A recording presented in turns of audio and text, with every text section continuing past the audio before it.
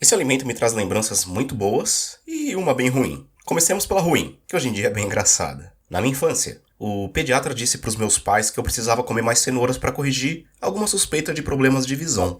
Bem, eu no jardim de infância, numa bela segunda-feira, abro a minha lancheira e encontro uma cenoura lá dentro. Sim, tal qual eu disse, uma cenoura inteira. Não estava cortado, não estava em fatias, era uma cenoura inteira, apenas descascada.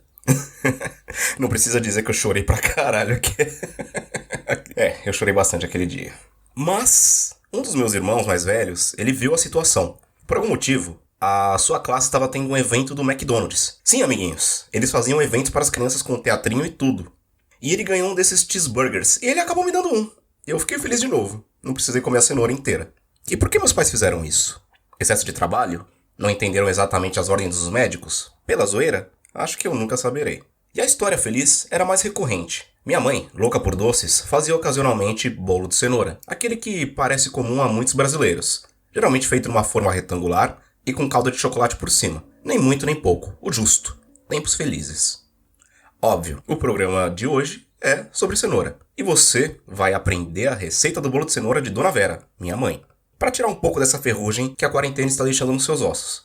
É hora de cozinhar, e dessa vez é sério. Vamos lá? Tá ouvindo esse barulho? Refogado.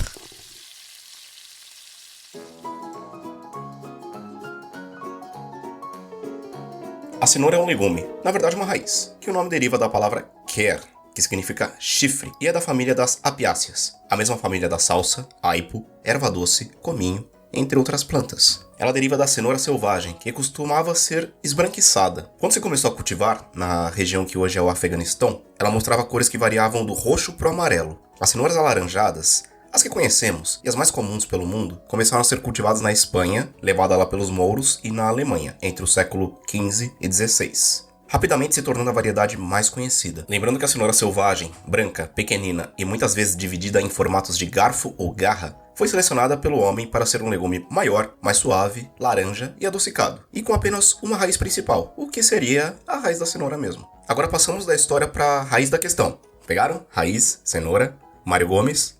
Ok, chega de piada pré-histórica. A cenoura pode ser comida crua ou cozida, inteira, ralada, como sopa, purê, refogados, olha aí, refogada. Enfim, de várias formas possíveis. Uma coisa que pouca gente sabe é que a parte das folhas também é comestível. E eu imagino que deve ser bem aromática, devido à família que a cenoura faz parte. Porém, isso é um tema para um podcast futuro sobre punk. Não é o punk da periferia da freguesia do Ó. São plantas alimentícias não convencionais. Fica no aguardo que já gravamos esse episódio, hein? Esse legume é rico em fibras, antioxidantes, minerais e beta-caroteno, a substância que dá a cor laranja para a cenoura, e é uma espécie de vitamina A, que pode ajudar o desempenho dos receptores de retina, melhorando a visão.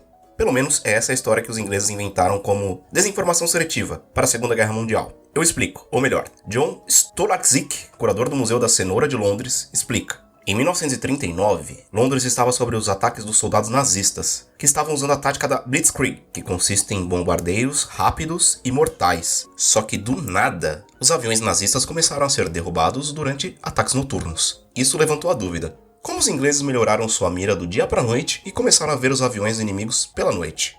A informação espalhada foi que os pilotos ingleses começaram uma dieta rica em raízes, principalmente cenouras, e tiveram sua visão noturna melhorada. E daí vem o mito. Na verdade, a Força Aérea Real inglesa tinha colocado os primeiros radares que começaram a detectar aviões inimigos e impedi-los antes de atacar. Só que essa era uma tecnologia secreta até o momento. Então, melhor inventar o caô da cenoura. Mas sim, ela realmente pode ajudar na visão. Só que sozinha não assegura a boa visão de ninguém. É melhor você consultar um médico e, se necessário, usar óculos ou lentes. Uma outra coisa que parece um mito, mas que é real, fi, acredita no pai, é que se você come uma quantidade abismal de cenoura, você pode ficar alaranjado. Como o beta-caroteno é um pigmento, ele vai ficando acumulado em sua pele até que você fica parecendo Garfield. Mas tem que comer demais para ficar assim. No mais, é só diminuir o consumo para voltar ao normal. Mas se você come uma quantidade humanamente normal de cenoura, ela auxilia a melhoria da sua pele, reduzindo a sensibilidade à luz ultravioleta. E além disso, ela tem ação antioxidante, retardando o efeito do envelhecimento no corpo. Tal qual o tomate, ela também é rica em licopeno, que pode ajudar a diminuir o colesterol ruim. E para quem quer estourar no norte e sair brilhando depois da quarentena,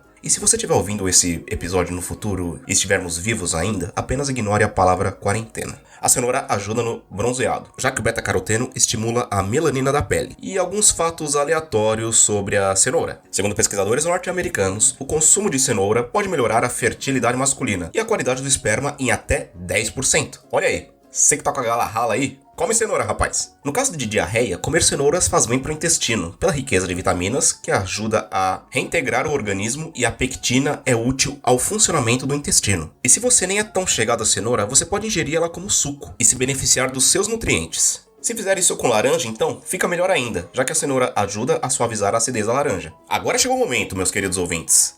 Passarei a receita do bolo de cenoura da minha mãe, Dona Vera. Um dia eu fiquei com vontade de comer esse bolo e pedi pro meu irmão me mandar a foto do caderno de receitas dela, uma das heranças que ela nos deixou. No final eu passarei a versão que eu desenvolvi a partir da receita dela. Então, são duas receitas. A minha ideia é que vocês façam essa receita e divulguem nas redes sociais com a hashtag Refogado. Assim, você e sua família terão um bolo gostoso para comer e as redes ficarão cheias de bolo de cenoura, que é quase amor. Vamos pros ingredientes? De igual maneira, pessoal, eu vou passar os ingredientes por escrito na descrição do episódio e no site do refogadopodcast.com. Bora! Ingredientes: bolo. 3 cenouras médias cruas. 3 ovos. 1 xícara de chá de óleo. 2 xícaras de farinha de trigo. 1,5 xícara de açúcar. 1 colher de sopa de fermento em pó. Meio copo de leite. 1 pitada de sal. Modo de fazer a parada. Antes de tudo, separe todos os ingredientes nas quantidades corretas que você vai usar. Isso te poupará surpresas ruins durante o processo. Exemplo, uma vizinha aqui veio buscar fermento hoje no meio da quarentena. Bom, corte a cenoura em pequenos pedaços e coloque dentro do liquidificador. E coloque o meio copo de leite lá. Bata esses 2 ingredientes até que a cenoura vire uma pasta grossa.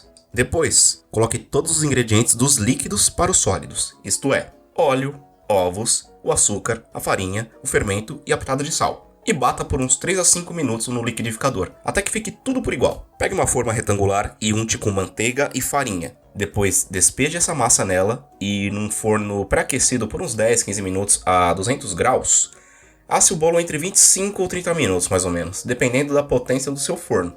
Se você tiver alguma dúvida sobre o bolo estar cru por dentro, com um palito de dentes, faça um furo no centro da massa e tire. Se ele sair molhado, ainda tá cru. Se não, ele tá assado e pronto. Espere esfriar e pronto. Fácil, né? Bom, agora a receita da cobertura de chocolate. 1 colher de cacau em pó. 2 colheres de açúcar. 1 colher de manteiga sem sal.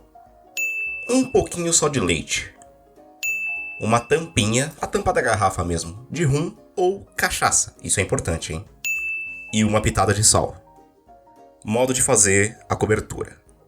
Numa panelinha, coloque todos os ingredientes e no fogo médio para baixo, vá mexendo até tudo derreter, engrossar e soltar do fundo. E depois é só despejar no bolo.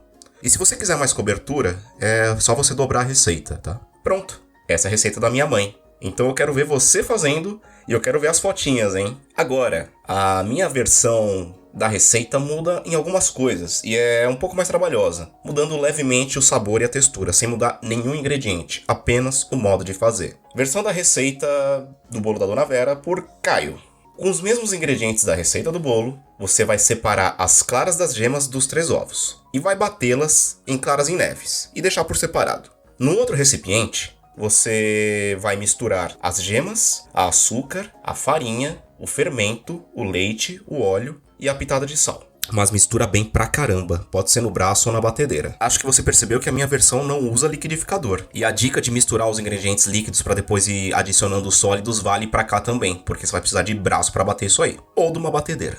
Feita essa mistura, você percebeu que a gente não colocou a cenoura ainda, certo? Você vai ralar as 3 cenouras no ralador médio, incorporar na mistura da massa. Você pode usar uma colher de pau, um fouet para isso. Com tudo misturado, agora você vai incorporar o último ingrediente, que são as claras em neve reservadas. Só que você vai ter que incorporar com muito cuidado e não mexendo em movimentos circulares, mas em movimentos de baixo para cima para que o ar das claras em neve se incorpore na receita sem você detonar com o ar. A ideia é que essa receita ela fique mais aerada e depois ela vai ficar mais fofinha, saca? Depois de incorporar tudo, você vai pegar uma daquelas formas altas de pudim, aquela com furo no meio, vai untar com manteiga e farinha e vai assar de 25 a 30 minutos, igual o tempo do bolo da Dona Vera. E depois você pode jogar calda. É o mesmo bolo, mas fica muito diferente. Então, se você tiver a fim de fazer a receita da Dona Vera, você faz. Se você tiver a fim de fazer a minha receita alterada da minha mãe, você faz. Mas eu quero ver você fazendo essa receita, postando foto e falando: cara, que delícia, hein? Ou, cara, não deu certo e minha cozinha explodiu. Estou te processando, seu vagabundo. Pode ser, mas aí a culpa não é minha e azar seu. Bom, gente, eu espero realmente a foto dos bolos de vocês. Vão aguentando a quarentena daí, que eu vou passando as receitas e fazendo os programas daqui. Um abração e até mais, hein?